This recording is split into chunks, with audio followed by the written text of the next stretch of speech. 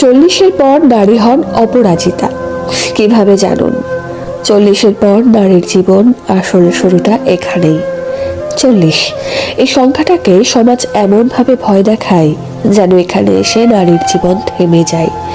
কিন্তু কেউ বলে না 40-এর পরই নারী নিজেকে প্রথমবার সত্যি করে খুঁজে পান।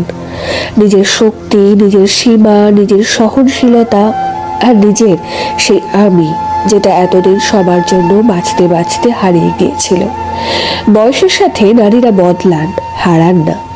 20 বছরের নারী দৌড়ায় স্বপ্নের পেছনে, কারো হাত ধরে ভবিষ্যৎ আঁকড়ে। 30-এ নারী দৌড়ায় দায়িত্বের পেছনে, সংসার, সন্তান, সম্পর্ক সামলাতে।